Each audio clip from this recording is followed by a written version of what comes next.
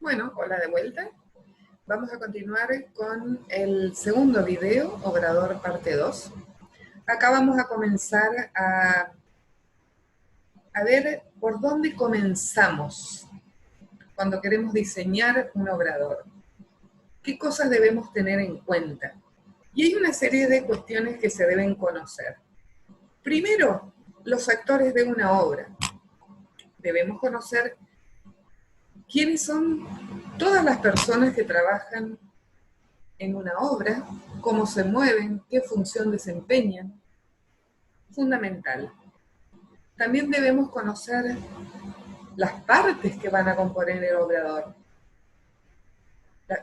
Esas serían las distintas áreas, como por ejemplo el área de personal, el área técnica, el área de servicios y luego el funcionamiento.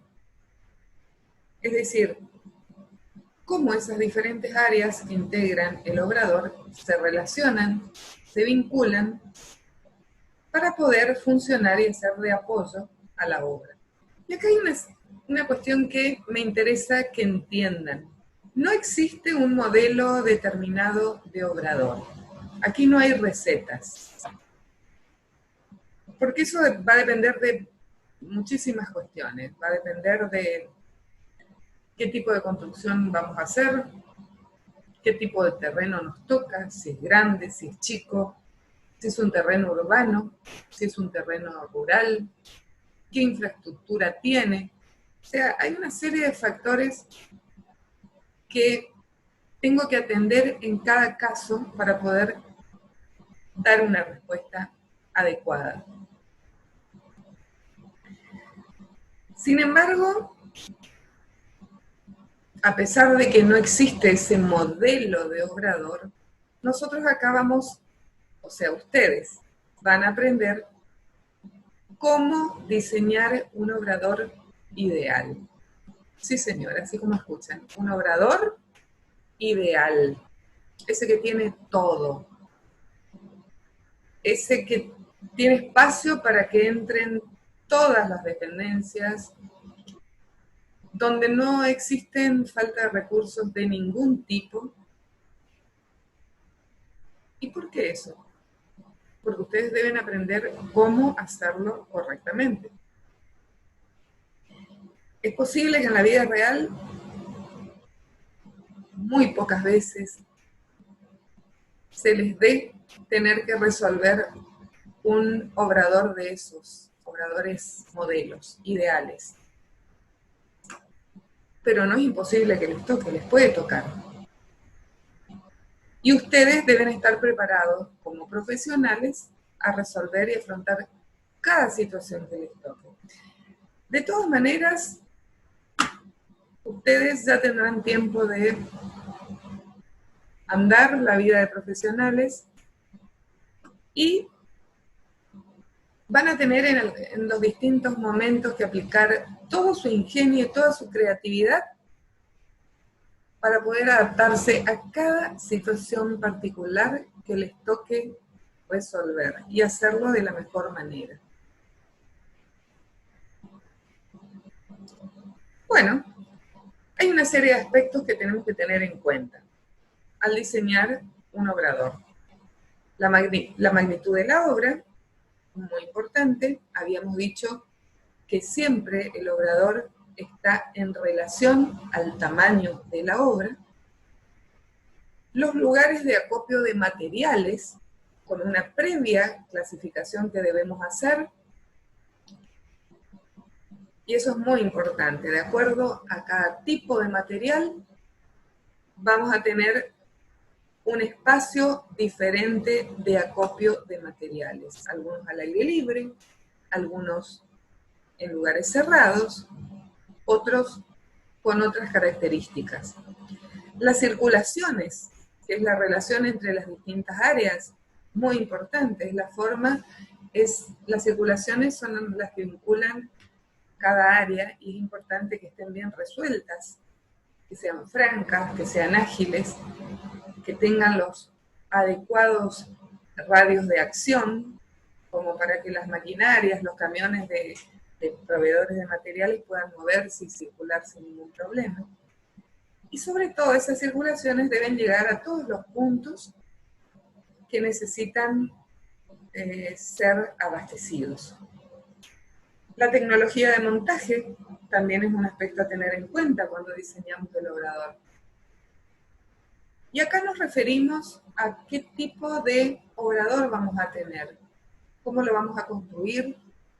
Hay obradores que son más precarios, que son de menor durabilidad, porque la empresa constructora decide que va a durar mientras la obra dure. En cambio hay otros que tienen otro tipo de tecnología de montaje, más costosa, más sofisticada. Incluso hay módulos transportables que se trasladan de un lado al otro y se van utilizando en cada obrador. Eso tiene que ver muchas veces con los recursos de la empresa constructora, que tiene mayores o menores recursos. Pero también tiene que ver con el criterio, con la estrategia que adopta frente a cada situación. Hay veces que transportando esos módulos de una obra a otra,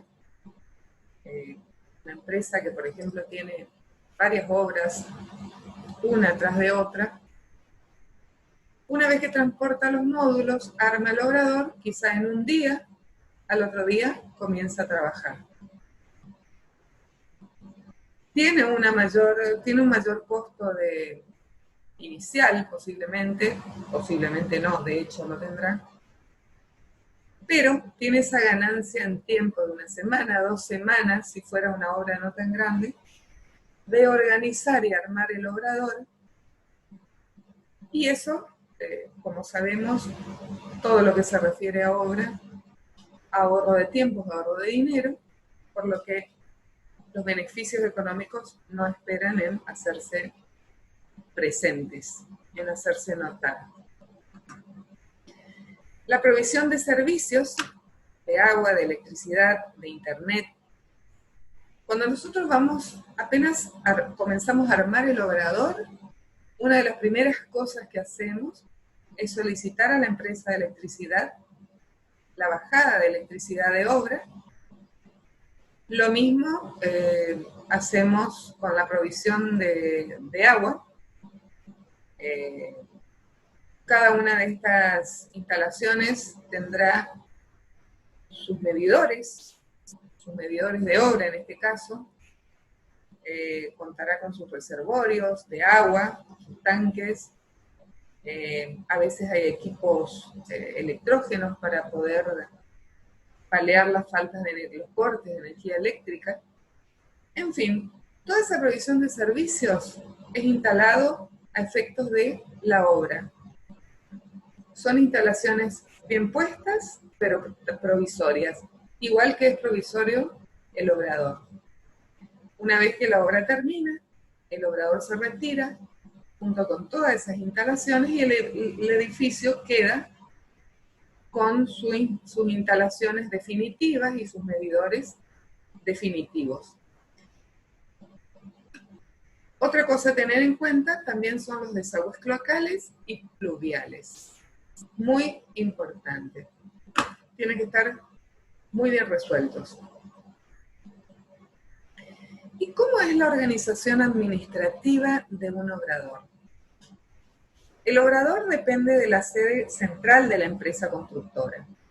Es decir, la empresa constructora tiene en cada obra que está construyendo una subsede de su central, por decirlo de alguna manera. Está presente en cada obra a través de una oficina, y ahí aparece la oficina de la empresa constructora, que funciona dentro del obrador, organizando todos los trabajos de obra, administrando la obra.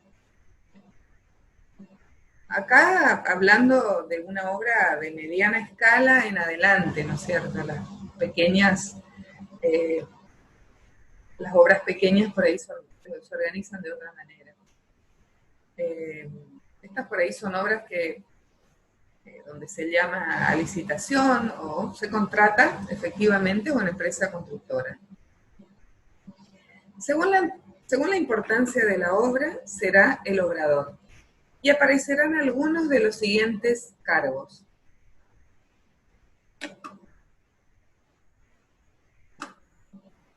Esta es una lista de todas las personas que trabajan en una obra de una cierta escala.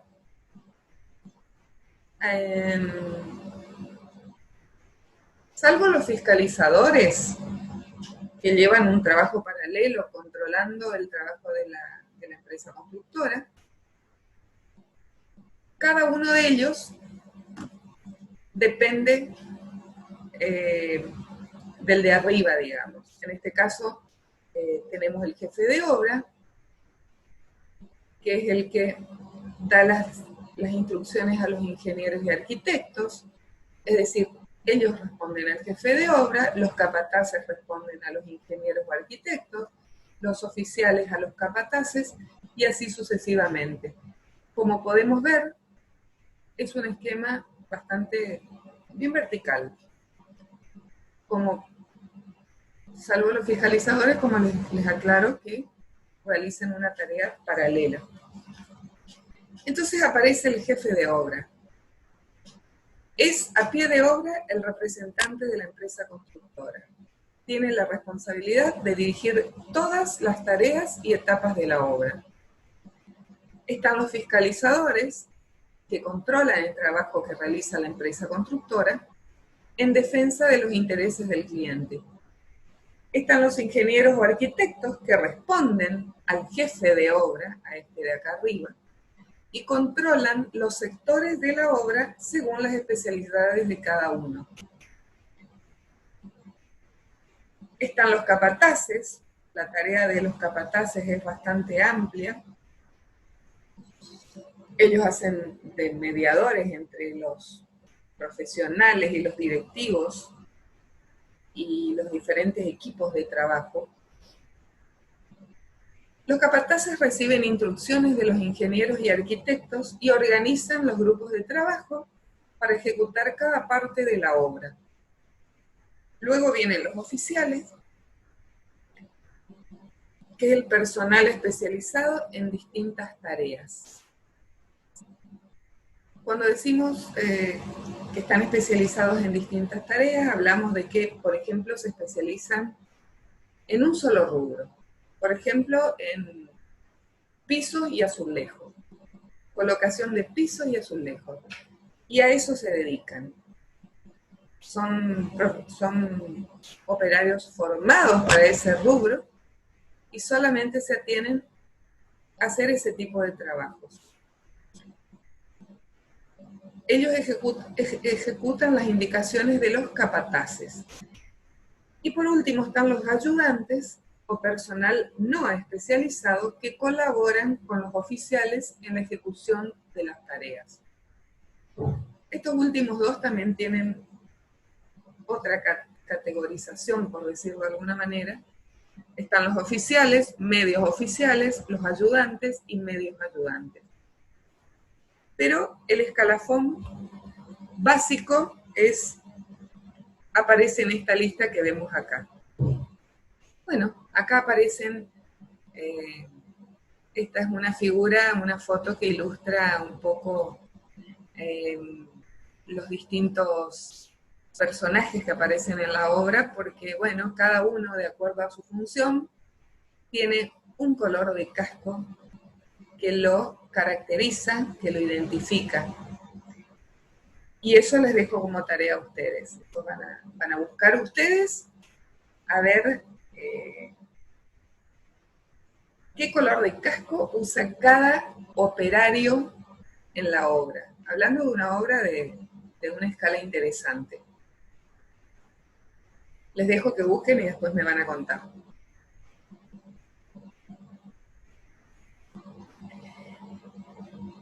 Bueno, ¿y cuáles son los pasos que debemos seguir al momento de hacer nuestro obrador? Tenemos nuestro terreno, Ya tenemos todo cercado y tenemos que comenzar a construir el obrador. Pero ¿cuáles son los pasos que debemos seguir hasta llegar a la materialización de esas instalaciones? Lo primero que tenemos que hacer es un replanteo. Recordemos qué era el replanteo. Hacemos un replanteo cuando pasamos las medidas de nuestro proyecto al terreno en una escala real. Es decir, esas medidas en una escala pequeña que le dimos en planos a nuestro proyecto, lo pasamos al terreno para poder marcarlo y construirlo a escala real, a escala 1 en 1, como quien dice.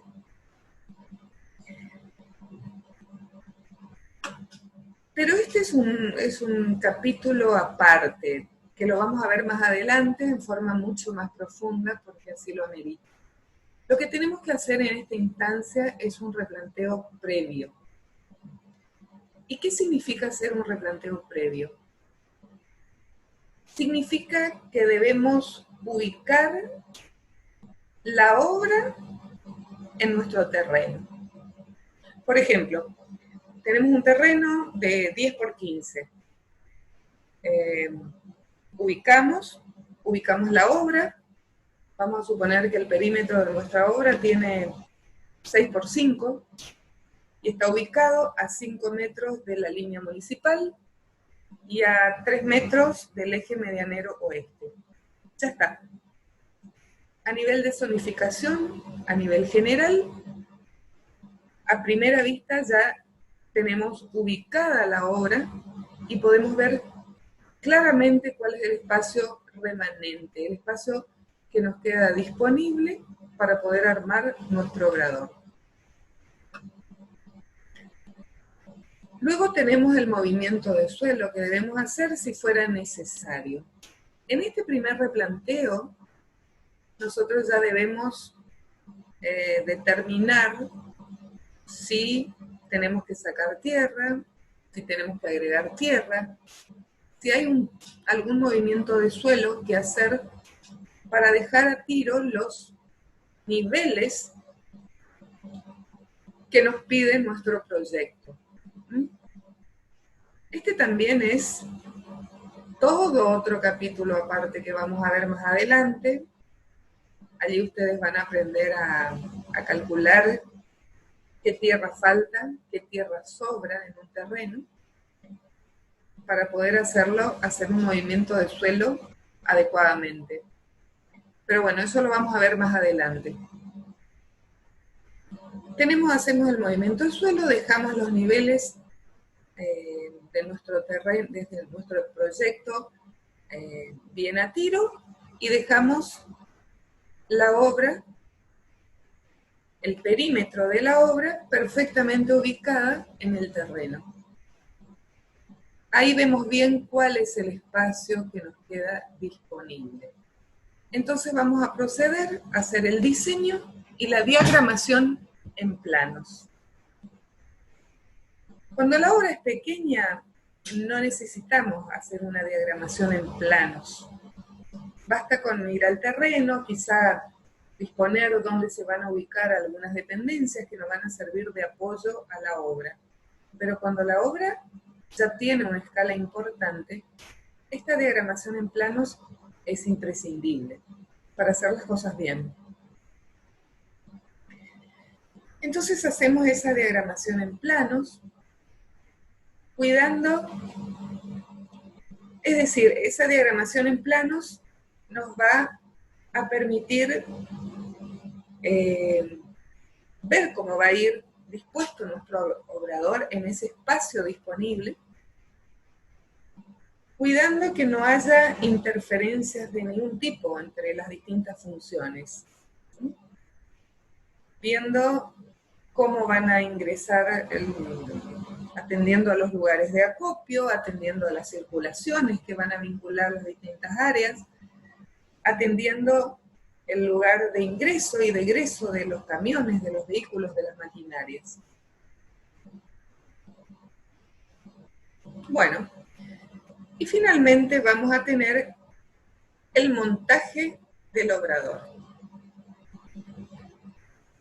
Una vez que diagramamos, lo tenemos diagramado en planos, con medidas, con tamaños, porque debemos manejar escalas, debemos manejar medidas, las medidas de las circulaciones, para que sean ágiles, para que nada obstruya las circulaciones, para que los depósitos y las dependencias tengan sus medidas adecuadas, que no resulten enormes para lo que tienen que albergar o no resulten pequeñas. Debemos manejar medidas. Y ya vamos a ir viendo qué cuestiones tener en cuenta para manejar esas medidas de forma idónea. Bueno, finalmente, como decíamos, llegamos al montaje del obrador. Vamos a materializarlos. Vamos a materializar nuestro obrador. ¿Y de qué material será mi obrador? De cualquiera que sea desmontable, porque nuestro obrador es una instalación provisoria. Y una vez que se termina la obra, debe ser desmontado y hay que sacarlo de la obra. Puede ser de chapas, de madera, de distintos materiales. Y acá nuevamente volvemos a lo que hablábamos hoy del criterio de la empresa o de las posibilidades de la empresa. Pero normalmente una empresa constructora que encara una obra de mediana escala en adelante tiene recursos, pero aplica ciertas estrategias de acuerdo a la situación. Entonces ahí entra la cuestión de si van a ser materiales más precarios, que duran lo que dura la obra, o van a ser estos módulos transportables o elementos prefabricados, armados con paneles prefabricados, que una vez que se termina la obra pueden ser transportados y utilizados nuevamente en otras obras.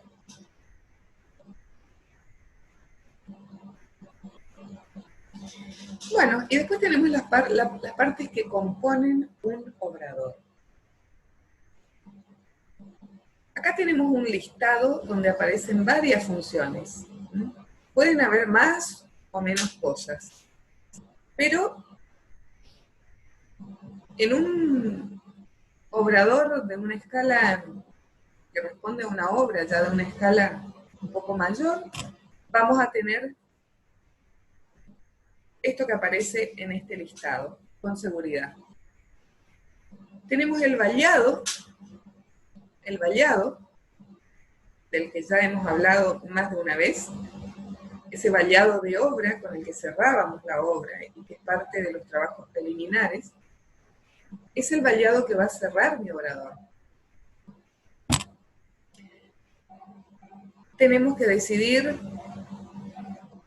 o sea, como empresa constructora, hablo de la empresa constructora, va a tomar la decisión de con qué material hacerlo, en cuanto a la reutilización o no,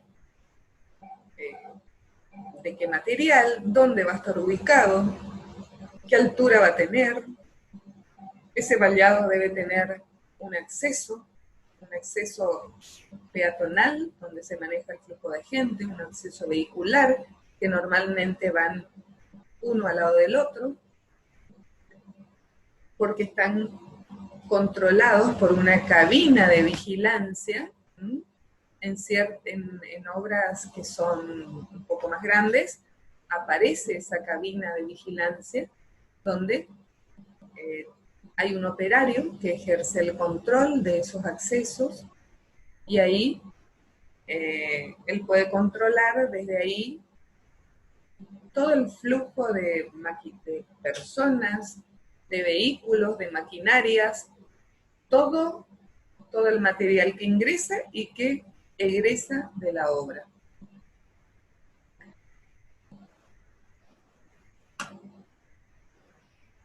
Luego aparece, tenemos la habitación del sereno.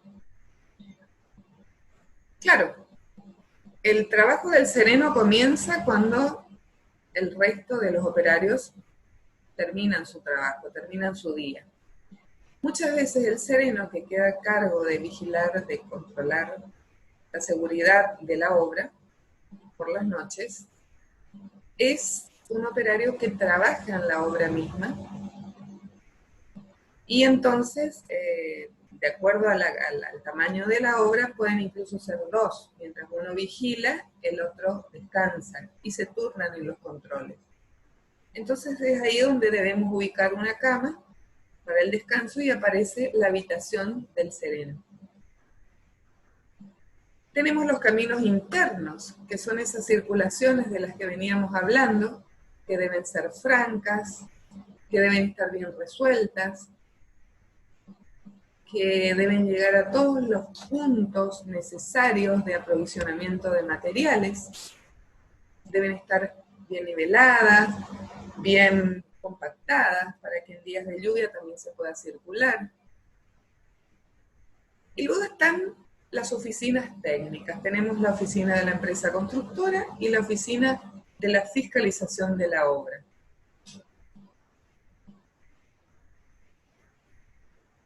En la oficina de la empresa constructora se hace la administración y se realiza la organización de todos los trabajos de la obra. Ahí se hace el control de la asistencia, el control y la administración de los materiales que entran. Cada personal tiene una planilla, se hace una planilla de cada personal, de los oficiales, de los ayudantes, de los medio oficiales, de los especialistas en cada rubro. Y hay veces que el tamaño de la obra es tal, o ya es una obra un poco más grande, que se necesita contratar un personal administrativo aparte, entonces debe aparecer una oficina administrativa aparte. Eso son obras ya de una escala sideral. En general, la administración la puede hacer la misma empresa constructora, que se organiza con un personal administrativo en la misma oficina de la empresa constructora, en caso de que la obra no sea tan grande. Bueno, en esa oficina aparece, como decíamos anteriormente,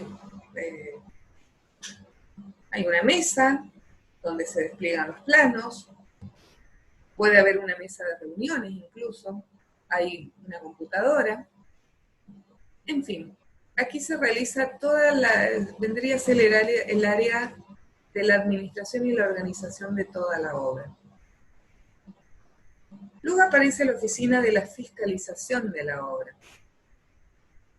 En obras de cierta importancia,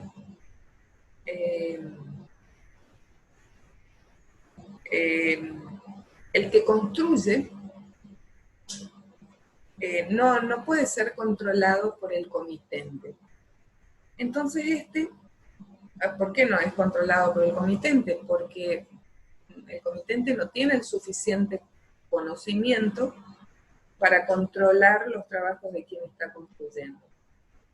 Entonces contrata a un profesional que haga la fiscalización de la obra. Y ahí aparece la figura del fiscalizador. Se encarga de controlar los trabajos, de que los trabajos se están haciendo acorde a los planos que fueron aprobados,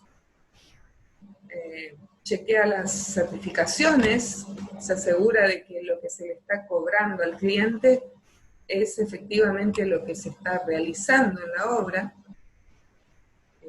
En fin, es el personaje que controla el trabajo de la empresa constructora, controla los tiempos de ejecución, controla las etapas si se van cumpliendo, los materiales, la mano de obra y todo lo que se refiera a el trabajo de la empresa constructora. Entonces, a veces la visita es diaria. El fiscalizador viene diariamente a la obra. A veces viene 2, 3 veces por semana, pero de todas maneras necesita un espacio para funcionar. Y ahí es donde aparece esa oficina, la de la fiscalización. Bueno, después tenemos los estacionamientos, que normalmente se divide en el estacionamiento del personal, que estaciona sus bicicletas y sus motos cuando no llegan a pie. Y está la parte de estacionamiento del área técnica, los profesionales. Esos son los bloques divididos, cada uno responde a su área. Luego tenemos una parte de laboratorios de ensayos, donde se pueden hacer ensayos de suelos, ensayos de hormigón, ensayos de asfalto y de otras cosas. En obras importantes aparece este laboratorio de ensayos ahí mismo en la obra, funciona en la misma obra. Aparecen los primeros auxilios, cuando la obra no es tan grande, con un buen botiquín de primeros auxilios solucionan el problema. Sin embargo, cuando ya hay una escala mayor, a veces aparece un box de atención, de primeros auxilios, incluso aparece un enfermero que atiende las emergencias. De todas maneras, si hay un accidente, se le presta los primeros auxilios, pero se llama a una ambulancia y se lo deriva. Bueno, tenemos el bicicletero, los vestuarios y los sanitarios. Esto responde al área del personal, de los obreros, ¿sí? Tiene que ver con ese circuito que hacen los obreros al entrar y al salir de la obra. El bicicletero. La palabra bicicletero en realidad se refiere a los biciclos, o sea, a las bicicletas y a las motos. Así que son el vehículo más corriente de los albañiles de una obra. Tenemos los vestuarios y los sanitarios. Estas tres dependencias se ubican así porque un poco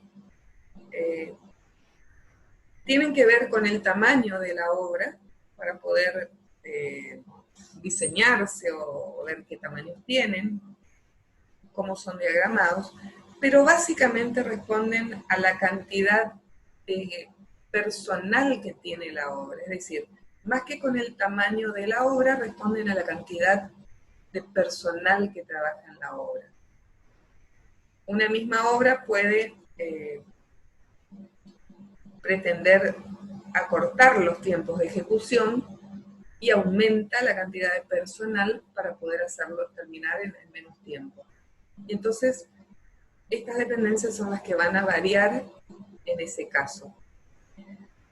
Bueno, aparece un comedor en obras de cierta escala, también aparece un comedor, un lugar donde el personal almuerza. Hay una cocina donde se preparan los alimentos. Y aparecen los dormitorios. El tema de los dormitorios no es tan común, no es tan corriente que aparezcan en los obradores. Hay cierto tipo de obradores donde sí requieren de este bloque de dormitorio, por ejemplo, los obradores de obras viales, que están trabajando en la ruta, en el medio de la nada, y en lugares muy lejanos, muy remotos. Entonces, los operarios se quedan en la obra, no regresan a sus hogares hasta que la obra no termina. Entonces ahí necesitan esta dependencia de los dormitorios. Bueno, después tenemos los depósitos de materiales. Estos son los espacios donde se depositan los distintos tipos de materiales de acuerdo a su naturaleza. Estos depósitos van a ir de acuerdo al tipo de material que debamos acopiar.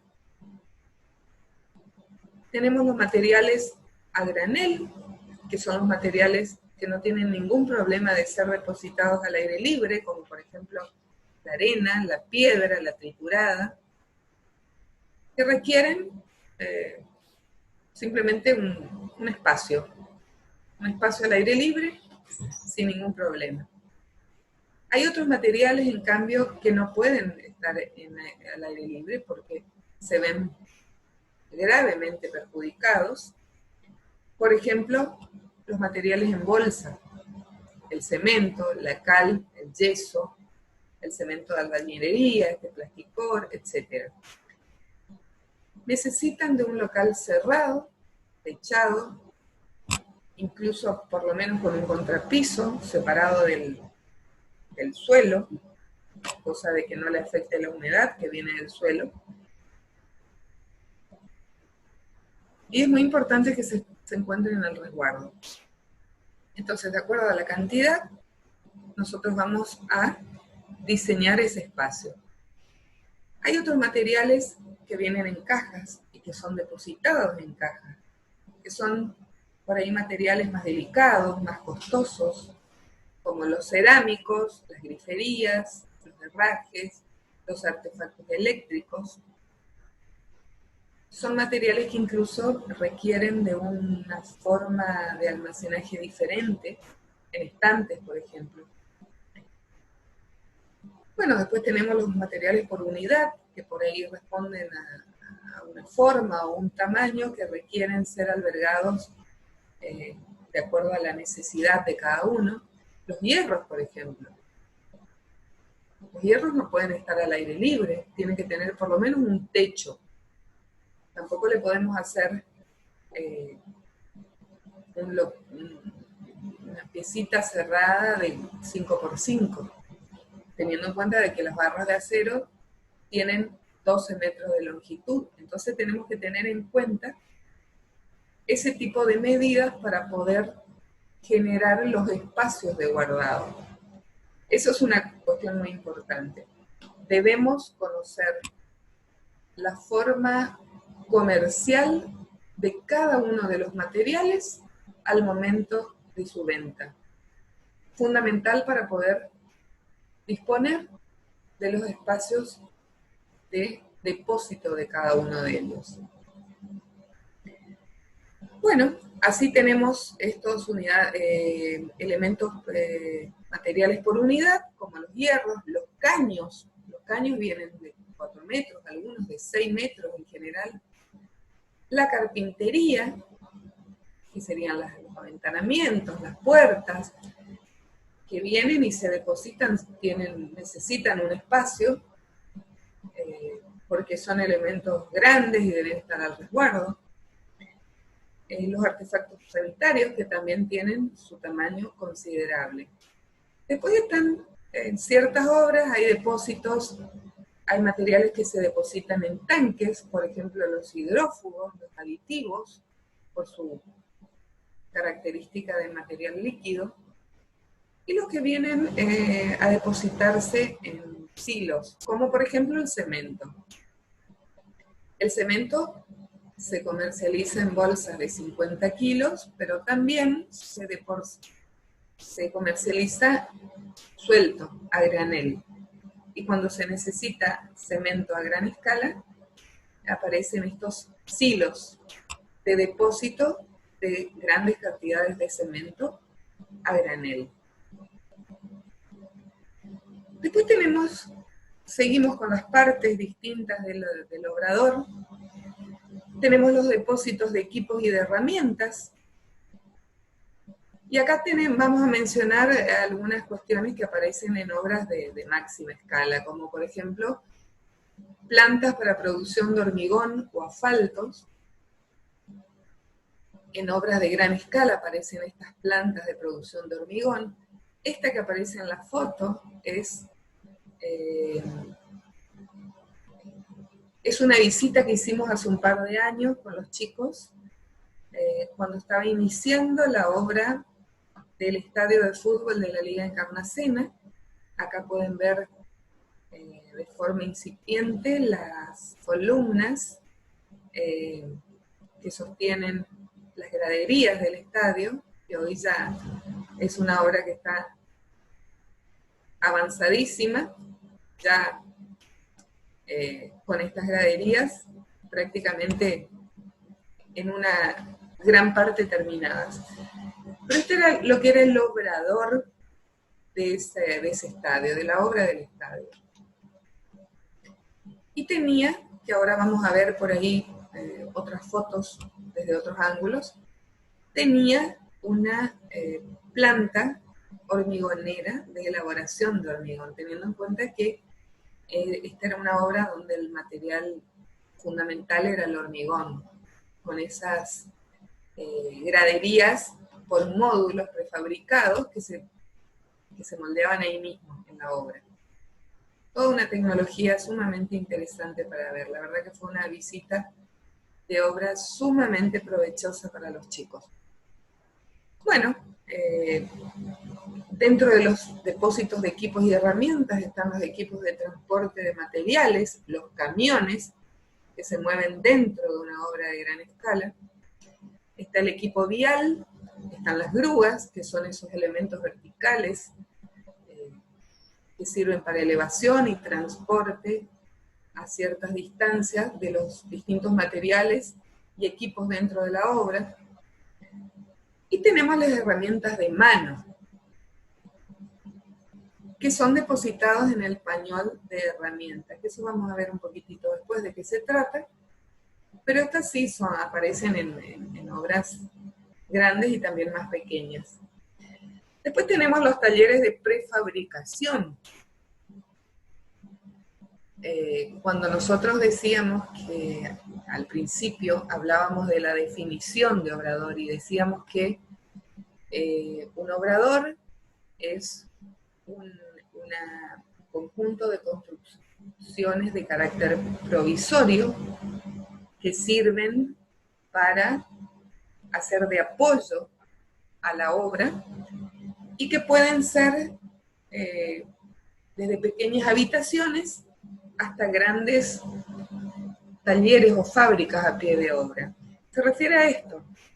De paso les repito nuevamente la definición de obrador, un poco más técnica que habíamos visto, pero cuando habla de los talleres o fábricas, verdaderos talleres o fábricas a pie de obra, se refiere a esto. Muchas veces dentro de la misma obra se fabrican muchos de los elementos que van a servir para el armado, para la estructura de la obra. Por ejemplo, elementos para estructuras metálicas, de encofrados, que son los moldes para la fabricación, y de doblados de hierro. Este tema del doblado de hierro también se utiliza en obras de menor escala, cuando tenemos estructuras de hormigón, del hormigón tradicional, que se fabrica en obra, aparece esta zona de doblado de hierros, donde los operarios tienen unas mesas, unas sierras, unas tenazas, donde van trayendo las barras de hierro, cortando, doblando y armando las parrillas y las armaduras de todo tipo. Por supuesto, el depósito de hierro es el lugar donde viene el proveedor de las barras de hierro y deposita, debe estar cerca de esa parte, esa zona de doblado de hierros. En una obra menor puede ser bajo un techo, incluso bajo las sombras de un árbol. Ahí se instala la mesa y se trabaja en el doblado de las armaduras para la estructura de la edificación. Más adelante vamos a ir viendo fotos de todo esto. Ahora lo estamos haciendo un poco así, mencionando, contando un poco, en forma teórica todavía. Y luego tenemos los servicios de los que ya habíamos hablado, que son los servicios que proveen y abastecen al obrador. el suministro de agua con su reservorio, el suministro de energía eléctrica con sus generadores y las comunicaciones. Las comunicaciones son fundamentales en el funcionamiento del obrador. Es muy importante que las oficinas estén comunicadas entre sí y a su vez con la garita de control, y que a su vez todo eso tenga comunicación directa con la central de la empresa constructora. Es decir, esa comunicación directa es fundamental para que todo se desarrolle de forma ágil y eficiente. De más está decir que el servicio de Internet no puede faltar hoy en un obrador que sirve a una obra ya de cierta escala. Bueno, hasta acá vamos con el video de Obrador parte 2. El próximo video, Obrador parte 3, va a referirse a profundizar un poquito más sobre todas estas partes que componen el obrador. Vamos a insistir un poquito en los distintos funcionamientos, en el funcionamiento de las distintas áreas, para que ustedes cada vez vayan adentrándose en los manejos, en la organización de la obra, en conocer cómo se mueve cada operario dentro de la obra, para tener un funcionamiento adecuado.